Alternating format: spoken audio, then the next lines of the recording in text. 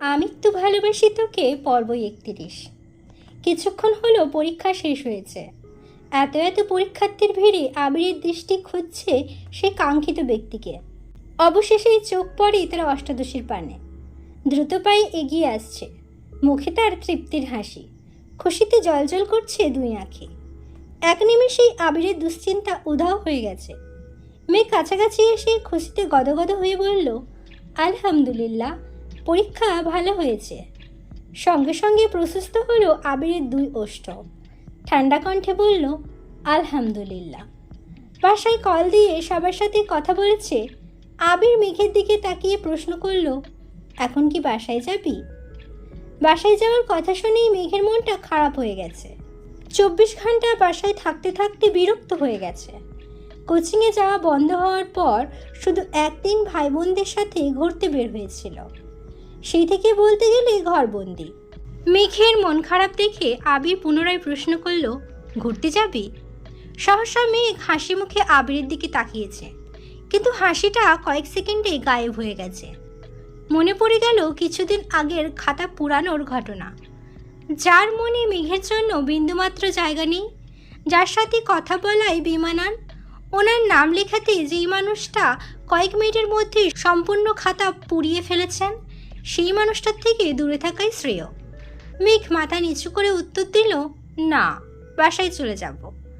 আবির কপাল কুঁচকে কেমন করে চেয়ে আছে। আবির খুব ভালো করেই বুঝতে পারছে তার অষ্টাদশী অভিমান করে আছে। আবির গম্ভীর কণ্ঠে বলল, আগে চল খেতে যাই। তোর জন্য তাড়াহুড়োতে সকালে না খেয়ে বের হয়েছি, খুব ক্ষুধা লাগছে। আজ শহর জুড়েই জ্যাম, পরীক্ষার্থীদের ভিড়ে গাড়ি এক জায়গাতেই ঘন্টার পর ঘন্টা আটকে আছে। মেঘকে নিয়ে নাস্তা করে বেরিয়েছে।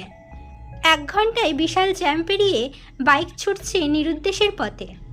মেঘ দুবার জিজ্ঞেস করছে, কোথায় যাচ্ছি? কিন্তু আবির কোনো উত্তর দেয়নি। ঘণ্টাখানেকের মধ্যে পৌঁছে গেছে এক অপরূপ সুন্দর জায়গায়। উত্তরা 15 নম্বর সেক্টরের সুপরিচিত সেই জায়গার নাম দিয়াবাড়ি। দিয়াবাড়ি সবসময়ই বেশ জনপ্রিয়, তবে শরৎকালে কাশফুলের শুভ্রতায় এই স্থানের মাধুর্যতা কয়েকগুণ বেড়ে যায়। আকাশে যেমন সাদা মেঘেরা ঘুরে বেড়াচ্ছে, তেমনি প্রকৃতি জুড়েও সাদার মেলা। মুগ্ধ আঁকিতে কাশফুল দেখছে মেঘ। কাশফুলের শুভ্রতায় মেঘের মন ফুরফুর হয়ে গেছে। গুটি গুটি পায়ে এগিয়ে গিয়ে আলতো হাতে কাশফুল ছুঁয়ে দিচ্ছে। এদিকে আবির বাইকে হেলান দিয়ে দুর্বোধ্য দৃষ্টিতে তাকিয়ে আছে, সেই দৃশ্য দেখছে। মুহূর্তেই আবিরের ঠোঁটের কোণে হাসির ঝলক দেখা গেল। আনমনে বলে উঠল, মানুষ শুধু শরতে কাশফুলের মায়ায় পড়ে, অথচ আমি প্রতিদিন প্রতিক্ষণ শুধু তোর মায়ায় পড়ে থাকি। মেঘের মনে আনন্দের সীমা নেই। আনন্দ হবে নাই বা কেন? ঢাকা শহরে থেকেও এত বছরে কোনোদিন এই জায়গায় আসতে পারেনি। শুধু 2-1 নামই শুনেছে। বাবা কাকারা ব্যবসার কাজে এতই ব্যস্ত থাকেন যে সবাইকে নিয়ে ঘুরতে যাওয়ার সময়ই নেই কারো। কাকামণি মাঝে মাঝে মেঘ, মিম আর আদিকে নিয়ে বের হলেও সেটা 3 মাসে একবার। অথচ আবির দেশে ফিরেছে সবেমাত্র 4 মাস হবে। এই অল্প সময়েই আবির মেঘকে নিয়ে ঢাকার আশেপাশে সব জায়গা ঘুরে ফেলেছে। অবশেষে আজ কাশফুলের রাজ্যেও নিয়ে আসছে। ভাবতেই পারছে না মেঘ। আবির মেঘকে বুঝতে না দিয়ে মেঘের বেশ কিছু ছবি তুলেছে। ফোন পকেটে রেখে কতগুলো কাশফুল একসাথে এনে মেঘের দিকে এগিয়ে দিয়ে বলল, তোর কিছু ছবি তুলে দেব? মেঘ আবিরের দিকে তাকিয়ে হেসে ফেলল। সেও মনে মনে ভাবছিল, মোবাইলটা নিয়ে আসলে ছবি তুলতে পারত, কিন্তু আবির ভাইকে এই কথা বলার সাহস পাচ্ছিল না। আবির মেঘের মনের কথা বলে ফেলেছে, তাই না চাইতেও মেঘ হেসে ফেলেছে। আবির কয়েকটা ছবি তুলে দিয়েছে। ছবিগুলো দেখে মেঘ স্বাভাবিক কণ্ঠে বলল, ধন্যবাদ, আমরা কি এখন চলে যাব? আবির ভ্রুকুচকে বলে উঠল, এত স্বার্থপর কেন তুই? মেঘ চোখ বড় করে তাকিয়ে শোধালো, মানে?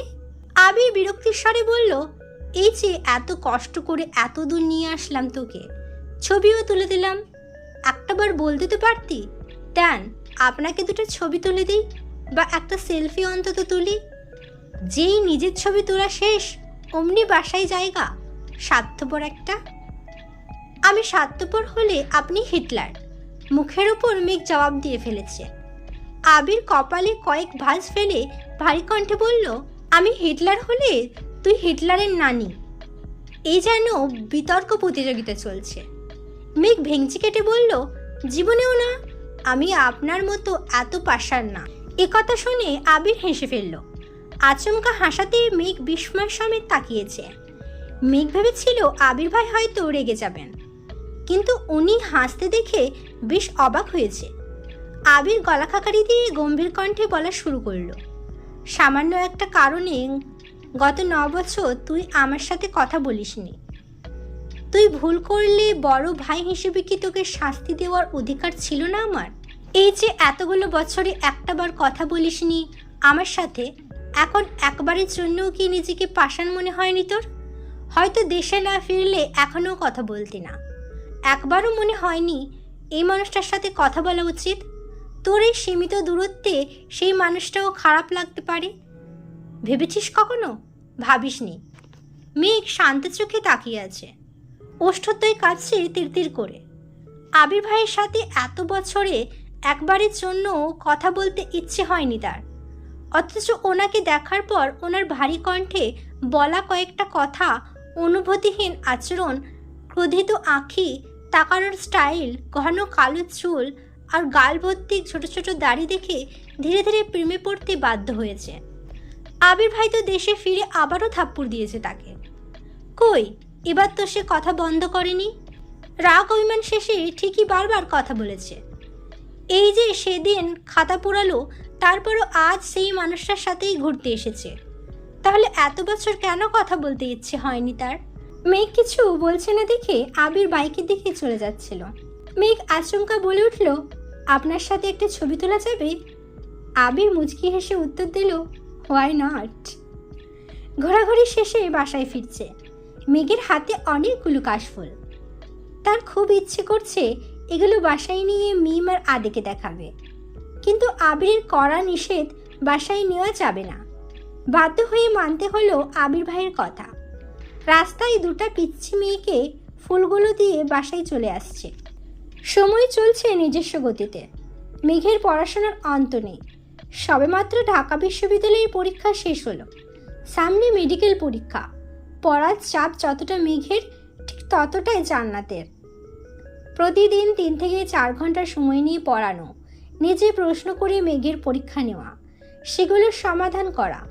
15 দিনের মাথায় জগন্নাথ বিশ্ববিদ্যালয়ের ভর্তি পরীক্ষা। যতদিন না মেঘ চান্স পাচ্ছে ততদিন চলবে এই লড়াই। সপ্তাহখানেক পরই ঢাকা বিশ্ববিদ্যালয়ের ক ইউনিটের ফলাফল প্রকাশিত হয়েছে। মেঘের সিরিয়াল আসছে। সেই খুশিতে খানবাড়িতে উৎসব চলছে। প্রতিটা মানুষই মহা খুশি, তবে মোজাম্মেল খান তেমন খুশি না। কারণ ওনার ইচ্ছে মেঘ মেডিকেল পড়বে। বিশ্ববিদ্যালয়ের প্রতি ওনার আগ্রহ নেই বললেই চলে। বাড়ির সবাই হৈ হৈ করছে দেখে একসময় ধমক দিয়েই বসলেন, মেডিকেল পরীক্ষা এখনও হয়নি, এত খুশি হওয়ার কিছু নেই। সামনে পরীক্ষা, পড়তে বসো গিয়ে। আবির রুমের বাহিরে ব্যালকনিতে দাঁড়িয়ে নিচে সবার হৈ হুল্লোড় দেখছিল। তবে মোজাম্মেল খানের ধমকে আজ আবিরের রাগ হচ্ছে না, বরং মেঘের চান্স পাওয়ার খুশিতে এসব সামান্য বিষয়কে সেই পাত্তাই দিচ্ছে না। কিন্তু মোজাম্মেল খানের ধমকে মেঘের মন খারাপ হতে সময় লাগলো না। সিঁড়ি দিয়ে উঠে নিজের রুমে যেতে গিয়ে আবিরকে দেখেই থমকে দাঁড়ালো। শীতল চোখে তাকালো একবার। হয়তো বুঝতে চেয়েছিল রেজাল্টের কথা শুনে আবির ভাই খুশি হয়েছেন কিনা, কিন্তু আবির অভিব্যক্তি বোঝা গেল না। তাই মাথা নিচু করে মেঘের রুমে চলে গেছে। মেঘের পড়া যেমন থেমে নেই, তেমনি জান্নাত আবুরও ছুটি নেই। কিছুদিন পর মেডিকেল ভর্তি পরীক্ষা দিল। এবার আর আবির নিয়ে যায়নি, মোজাম্মেল খান নিজে গাড়ি করে মেয়েকে নিয়ে গেছেন। পরীক্ষা যেমনই হয়েছে, রেজাল্টের অপেক্ষায় আছে সবাই। কিছুদিন পর একদিন আবির আর রাকিব অফিসে কাজ করছিল। হঠাৎ রাসেল ছুটে এসে উত্তেজিত কণ্ঠে বলল, কিরে আবির, মেয়েকে চান্স পাইছে? আবির ল্যাপটপের দিকে তাকিয়ে থেকেই উত্তর দিল, ডিইউতে হয়েছে, জগন্নাথে ওয়েটিং। কেন? রাসেল পুনরায় বলল, আরে ভার্সিটিতে না, মেডিকেল চান্স পাইছে কিনা জিজ্ঞেস করছে। আবির অবাক চোখে তাকিয়ে প্রশ্ন করলো, রেজাল্ট দিয়ে দিচ্ছে নাকি? রাসেল সহসা উত্তর দিল, হ্যাঁ, এইমাত্র দেখলাম, এজন্যই তো তোকে জিজ্ঞেস করতে আসছি। আবির তাড়াতাড়ি ফোন বের করে নেটের রেজাল্ট দেখলো। আকস্মাৎ আবিরের মুখটা মলিন হয়ে গেল। রাকিব জিজ্ঞেস করলো, কি হলো, চান্স পাইনি?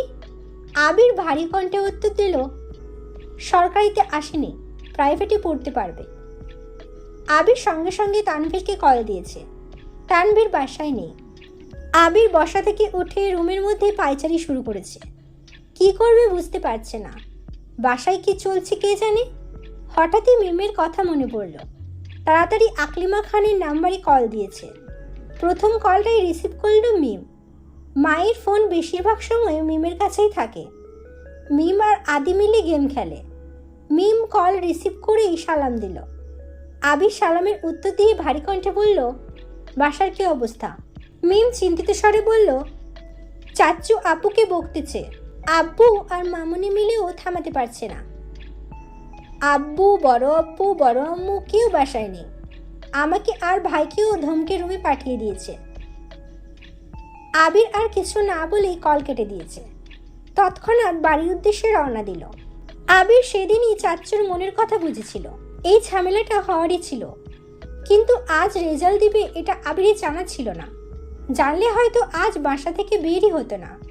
বাইকের গতি বুঝিয়ে দিচ্ছে ভেতরে ভেতরে আবির কতটা ক্ষিপ্ত। বাসার গেটটা কোনো রকম পেরিয়ে বাইকে রেখে ছুটে গেছে অন্দরমহলে। ড্রয়িং রুমে সোফায় বসে আছেন মোজাম্মেল খান। ওনার পাশে হালিমা খান স্বামীকে শান্ত করতে চেষ্টা করছে। সিঁড়ির পাশে ভীত হয়ে দাঁড়িয়ে আছে মেঘ। চিবুক নেমে গলার সঙ্গে মিশে আছে। কান্নার তোপে সামনের দিকে চুলগুলো ভেজা গালে লিপটে আছে। দৃষ্টি তার ফ্লোরের দিকে। আকলিমা খান রান্নাঘরে। ভাসুরকে থামানোর সাধ্য নেই বলেই সরে পড়েছেন। আলী আহমেদ খান মালিহা খানকে নিয়ে ডাক্তার দেখাতে গিয়েছেন, এখনও ফেরেনি। ইকবাল খান হয়তো কোনো কাজে বেরিয়েছেন। মোজাম্মেল খান তখনও রাগান্বিত কণ্ঠে বলেই যাচ্ছেন, তোকে এত আদর ভালোবাসা দিয়ে কি হলো? সরকারি মেডিকেলে চান্সটাই পাসনি। কত গর্ব করে সবাইকে বলেছিলাম আমার মেয়ে মেডিকেলে পড়বে। এখন আমি কোন মুখে বলবো যে আমার মেয়ে চান্স পায়নি? তোকে এতটুকু বলতেই আবির উচ্চস্বরে বলে উঠল, আয় মেঘ, রুমে যা। আচমকা আবিরের কণ্ঠ শুনে মেঘ কিছুটা কেঁপে উঠল। মোজাম্মেল খানও থেমে গেলেন। মেঘ মুখ তুলে আবিরের দিকে তাকিয়েছে। কাঁদতে কাঁদতে চোখ লাল করে ফেলেছে। মোজাম্মেল খান বাসায় ফেরার পর থেকে মেঘকে বকেই যাচ্ছেন। ঘুরে ফিরে এক কথাই বারবার বলছেন, এত আদরে থেকে এত সুযোগ সুবিধা পেয়েও মেডিকেল চান্স পাসনি। ছেলে যেমন ভণ্ড, মেয়েটাও একরকমই হচ্ছে। সামান্য একটা ভর্তি পরীক্ষাতে চান্স পেতে পারেনি। এই থেকে শুরু করে আর যা যা বলার ছিল সবই বলেছেন। অতিরিক্ত রাগে মানুষের বুদ্ধি লোপ পায়। তখন যা বলে তার বেশিরভাগটাই অহেতুক আর বিবেকহীন কথা। মেঘ সিক্ত আঁখিতে আবিরের দিকে তাকিয়েই আছে। আবির নিরেট কণ্ঠে পুনরায় বলল, রুমে যেতে বলেছি তোকে। মেঘ মাথা নিচু করে ফেলেছে। বাবার দিকে তাকানোর সাহস পাচ্ছে না। এতক্ষণ বাবা ধমক খেয়েছে, এখন আবির ভাইয়ের ধমক খাওয়ার আর ইচ্ছে নেই। তাই ধীর পায়ে সিঁড়ি দিয়ে উঠতে লাগলো। আবির কয়েক কদম এগিয়ে সোফার কাছাকাছি এসে দাঁড়িয়ে মোজাম্মেল খানের দিকে তাকিয়ে গম্ভীর কণ্ঠে বলা শুরু করলো, যা হওয়ার তা হয়ে গেছে। এমন তো নয় যে মেঘ চেষ্টা করেনি, আর এমনটাও নয় যে সে পাস করেনি। আপনার যদি পড়ানোর ইচ্ছে থাকে তাহলে এত প্রাইভেট মেডিকেল কলেজ আছে, ওখানে কোনোটাতে পড়াতে পারেন। মেঘ রুমে যেতে যেতে আবিরের কথাগুলো শুনছে। আবির ভাই যে বাপের বকার হাত থেকে মেঘকে বাঁচাতে এসেছে, এটা ভেবেই মেঘ অবাক হয়ে যাচ্ছে। কিছুদিন আগে উনিই বলেছিলেন ডিউইতে চান্স না পেলে পা ভেঙে ঘরে বসিয়ে রাখবেন, অথচ আজ সেই মানুষটার ভিন্ন রূপ। একটা মানুষের কত রূপই না হতে পারে। মোজাম্মেল খান রেগে বললেন, প্রাইভেটে পড়ানোর ইচ্ছে থাকলে মাস শেষে এত টাকা মেয়ের পড়াশোনার জন্য খরচা করতাম না। বাসা থেকে বের হলেই আশেপাশের মানুষ আমায় প্রশ্ন করবে, কেন চান্স পাইনি? কি বলবো তখন আমি? আবির দীর্ঘশ্বাস ফেলে বলল, আপনি কি চাইছেন এখন ঘন্টার পর ঘন্টা মেয়েটার উপর রাগ ঝাড়লে কি রেজাল্ট পরিবর্তন আনতে পারবেন? অ্যাডমিশন টেস্টের সময় একটা মানুষ এমনিতেই ডিপ্রেশনের মধ্য দিয়ে সময় পার করে।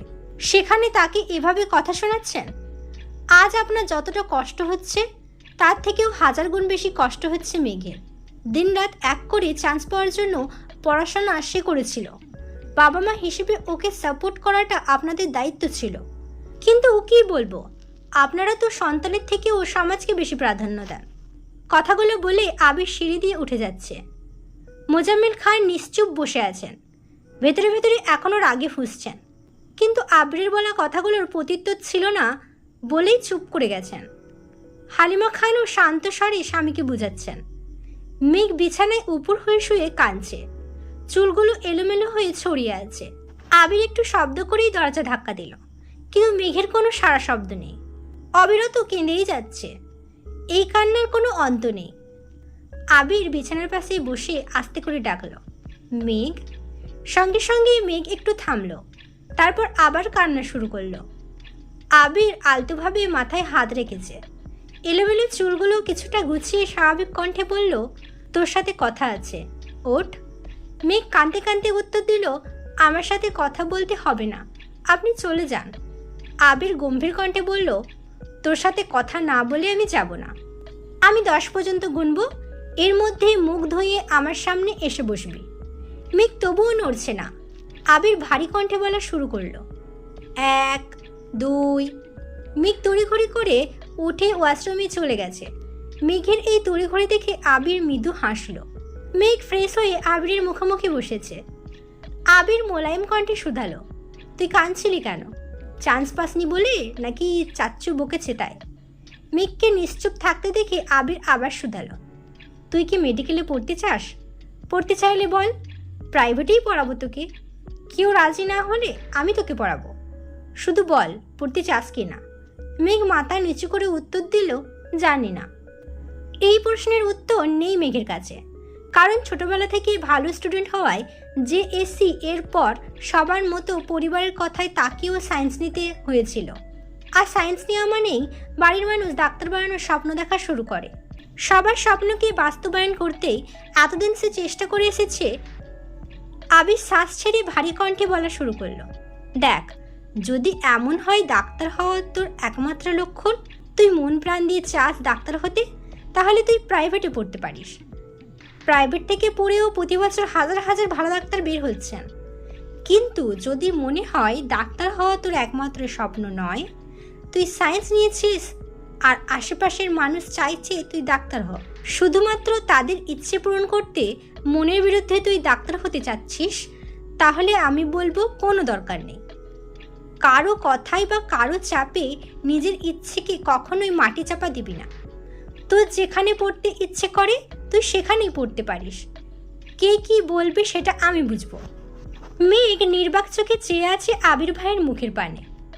আবিরের বলা কথাগুলো শুনে মেঘের চোখ আবারও টলমল করছে। তার আব্বুও তো কথাগুলো এভাবে বলতে পারত। আবির তপ্ত স্বরে পুনরায় বলল, পৃথিবীর মানুষ কি ভাবছে তাতে আমার কিছু যায় আসে না। তোর ইচ্ছেটাই আমার কাছে সবচেয়ে মূল্যবান। দিন শেষে আমি তোর মুখে মিষ্টি হাসি দেখতে চাই। কারো কথাই নয়, নিজের সিদ্ধান্ত নিবি তুই কি চাস। আবারও বলছি, তুই যা চাস তাই হবে। আবির চলে গেছে। আবিরের দেওয়া সান্ত্বনাতে আর কিছু হলো কিনা জানা নেই, তবে মেঘের কান্না থেমে গেছে। দীর্ঘ সময়ের অশান্ত মন শান্ত হয়ে গেছে। তবে এখন নিচে যাওয়ার কোনো ইচ্ছা তার নেই। লাইট অফ করে শুয়ে শুয়ে ফোন চাপছিল। বন্যার সাথে কথা হয়নি। বন্যাকে 2 বার কল দিয়েছে, কিন্তু কোনো খবর নেই। ফেসবুকে ঘুরতে ঘুরতে আবির ভাইয়ের একটা ছবি সামনে আসছে। এতদিন পড়াশোনার চাপে আবির ভাইয়ের আইডিটাও ঘুরে দেখা হয়নি, তাই আজ সময় নিয়ে আইডিতে ঘুরতেছে। হঠাৎই চোখে পড়ল সামনে আবির ভাইয়ের জন্মদিন। মেঘ দিন গুনছে, আর মাত্র 3 দিন বাকি। কিভাবে কি করবে এসব ভাবতে ভাবতে রেজাল্টের চিন্তা মাথা থেকে চলে গেছে। তারপর কখন যে ঘুমিয়ে পড়েছে কে জানে। কিছুক্ষণের মধ্যে মালিহা খান আর আলী আহমেদ খান বাসায় ফিরেছেন। মেঘের মন খারাপ শুনে দেখতেও গিয়েছিলেন, কিন্তু মেঘ ঘুমাচ্ছে দেখে ডাকেননি। ছোটবেলা থেকেই মেঘের ঘুম অনেক গভীর, আর ঘুমের মধ্যে মেঘকে ডাকলে মাথা ব্যথা করে, তাই সচরাচর কেউই ডাকে না। কিছুক্ষণ পর আবির মায়ের রুমে গেছে। কিছুদিন যাবতই মালিহা খানের প্রেশার বাড়তি। মাথা ভার হয়ে থাকে, চোখে ঝাপসা দেখছিলেন। আবির মায়ের কাছে কিছুক্ষণ বসে খাবার খেয়ে তারপর ঔষধ খাইয়ে নিজের রুমে আসছে। এটুকু সময়ের মধ্যে আলী আহমেদ খান রুমে আসেননি, হয়তোবা দুই ভাই অন্য রুমে কথা বলছেন। ঘণ্টাখানেক পর তানভীর বাসায় ফিরেছে। আবিরের কাছ থেকে সবই শুনেছে। মেঘকে দেখতেও গিয়েছিল, কিন্তু লাইট অফ দেখে সেও ডাকেনি। রুমে বসে কি করবে বুঝতে পারছে না। তখনই বন্যার নাম্বার থেকে কল আসছে। তানভীর অবিশ্বাস্য চোখে তাকিয়ে কলটা রিসিভ করলো। বন্যা বলল, আসসালামু আলাইকুম। তানভীর উত্তর দিল, ওয়ালাইকুম আসসালাম। বন্যা চিন্তিত কণ্ঠে শুধালো, আপনি কি বাসায়? মেঘ কোথায় বলতে পারবেন? এতগুলো কল দিচ্ছি, রিসিভ করছে না, তাই তো বাধ্য হয়ে আপনাকে কল দিলাম। তানভীর স্বাভাবিক কণ্ঠে জবাব দিল, আমি বাসায়, বনু তো ঘুমাচ্ছে, মনে হয় ফোন সাইলেন্ট করা। বন্যা আবার প্রশ্ন করল, মেঘের কি সরকারিতে চান্স হয়েছে? তানভীর ভারী কণ্ঠে উত্তর দিল, না, প্রাইভেটে। তোমার? বন্যা মন খারাপ করে বলল, আমারও। তানভীর ধীর কণ্ঠে বলল, চিন্তা করো না, যা হবে ভালোই হবে। DUE তো তোমারও চান্স হয়েছে শুনলাম। বনুরে বুঝাইয়া দুজনেই ভর্তি হতে পারো। হয়তো আল্লাহ চাইছেন দুই বান্ধবী একসাথে থাকো। বন্যা মৃদু হেসে উত্তর দিল, হয়তোবা, দোয়া করবেন, আল্লাহ হাফেজ। তানভীরও আল্লাহ হাফেজ বলে ফোন রেখে দিয়েছে। এই ছিল আমিত্ব ভালোবাসি তোকে পর্ব 31। আমিত্ব ভালোবাসির সকল পর্বগুলো যদি আপনি আমার কণ্ঠে শুনতে চান, অবশ্যই আমার চ্যানেলটিকে সাবস্ক্রাইব করবেন, বেল আইকন বাটন টিক করে রাখবেন এবং আমাকে কমেন্ট করে জানাবেন আমার বলা এই আমিত্ব পর্বগুলো আপনার কেমন লাগছে। লাইক করবেন, কমেন্ট করবেন, শেয়ার করবেন এবং সুস্থ থাকবেন, ভালো থাকবেন, নিজের খেয়াল রাখবেন। আল্লাহ হাফিজ।